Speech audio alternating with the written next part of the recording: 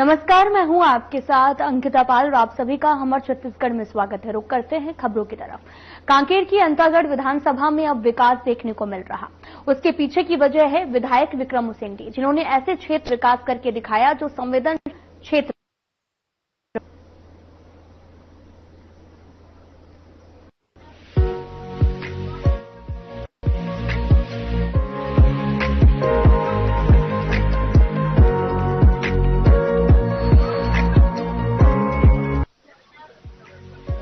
कांकेर की अंतागढ़ विधानसभा संवेदनशील क्षेत्र में आती है। ऐसे में यहाँ सबसे बड़ी चुनौती है विधानसभा में विकास की।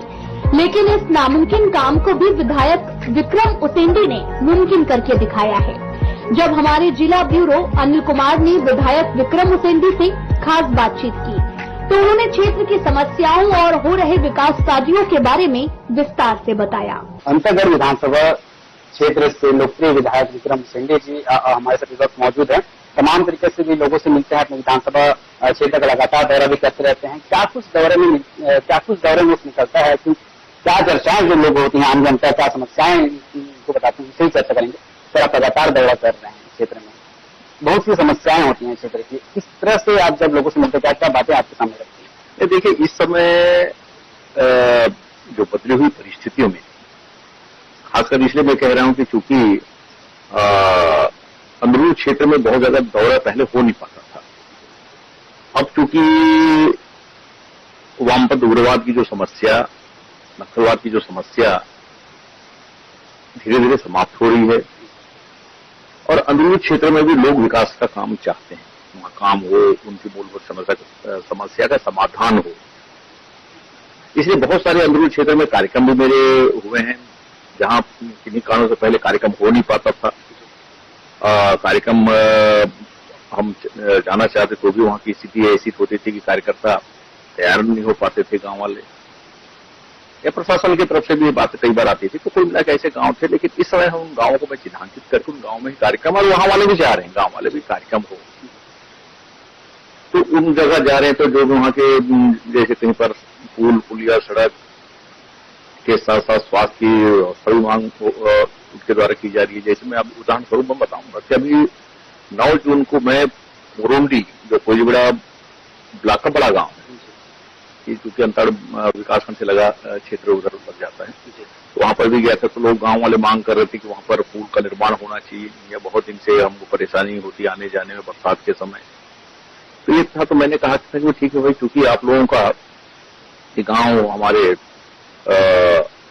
खनन प्रभावित क्षेत्र के पास ही है, जो आपका मेटा बोदली खनन वगैरह क्षेत्र पुरुंडी, वो नदी का पुल बनना चाहिए। मैंने कहा कि हमारी पहली प्राथमिकता होगी कि हम उसको तत्काल हम स्वीकृति प्रदान करेंगे।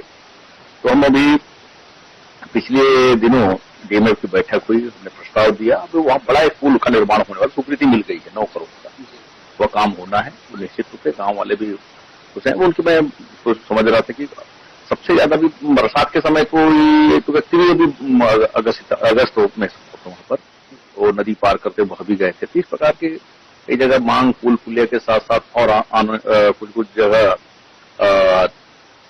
कहीं पर स्कूल भवन की मांग है, उप स्वास्थ्य केंद्र की मांग है। ऐसे अलग अलग मांग अंदरूनी क्षेत्र में आ रही है। खास करके हमारा जो नियत नीलानार, जो कोईलीबड़ा के अंदर का गांव है, पानीडुबरी क्षेत्र, वो 10 किलोमीटर एरिया में वहां पर विकास के बहुत सारे काम हो रहे हैं, अच्छा काम हो रहा है वहां पूरा। उसी प्रकार से आमाबड़ा क्षेत्र में, अंदरूनी क्षेत्र में काम है, वहां पर भी बहुत सारे काम, सड़क पुल पुलियों के चल रहे हैं। तो कुल मिला के अभी इस समय अंदरूनी क्षेत्र में जो काम पहले नहीं हो रहे थे, वो कामों की डिमांड्स आ रही है, काम हो रहे हैं।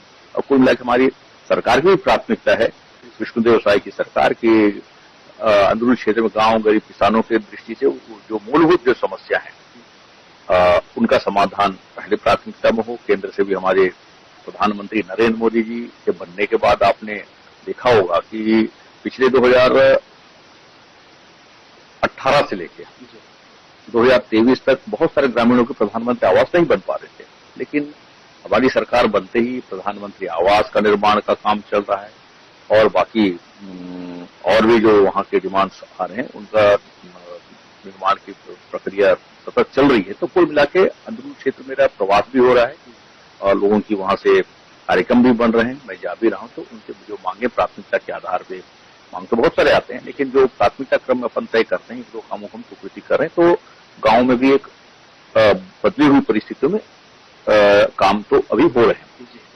सर, आपने जैसा कि जिक्र किया माइंस प्रभावित क्षेत्रों का, तो अमूमन एक शिकायत आता है ग्रामीणों का, प्रबंधक के द्वारा माइंस प्रबंधक जो होते हैं उनके बीच और ग्रामीणों के बीच में कोऑर्डिनेशन का नहीं बन पाता है, जिस वजह से स्थानीय लोगों को रोजगार देने की बात कहा जाता है, लेकिन उनको रोजगार मुहैया नहीं कराते। इस पे काफी विवाद की स्थिति बन पड़ता है, तो इसको किस तरह से आप देखते हैं?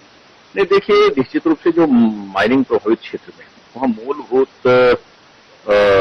विकास का काम तो होना चाहिए, क्योंकि उस क्षेत्र में माइंस निकल रहा है, तो वहां पर चाहे वो सड़क हो, शिक्षा हो, स्वास्थ्य हो, इन सब चीजों का एक प्राथमिकता के आधार पे, और जो CSR मत का भी फंड आता है, जो सीधा माइनिंग विभाग से जो वहां खनन करने वाले उनको भी करना रहता है, बाकी जो अलग से राज्य शासन माते वो तो है ही है। तो कुल मिलाकर उन गांवों को भी हम प्राथमिकता में ले रहे हैं कि उन क्षेत्र में ही काम हो। हमने अभी जो DMF की बैठक में भी हमने कहा कि बैठक में कि भाई जो प्रभावित एरिया है 70% राशि उस क्षेत्र में खर्च होना चाहिए। मैंने प्रस्ताव को भी रखा है, तो उस हिसाब से हमने प्रस्ताव भी दिया है, उसमें कुछ कामों की स्वीकृति मिली है, और आने वाले समय में उन क्षेत्रों को ही जो किसी न किसी कारण से वहां पर विकास नहीं हो पा रहा था, माइनिंग प्रभावित क्षेत्र एक्ट में जो प्रावधान है उस अनुसार वहां का विकास का काम होना चाहिए, हमारी पहले प्राथमिकता रहेगी। सर, तो ये थे हमारे साथ क्षेत्रीय विधायक विक्रम मुसेंडी जी, जिनका साफ कहना है लोगों की जरूरत और मांग के अनुरूप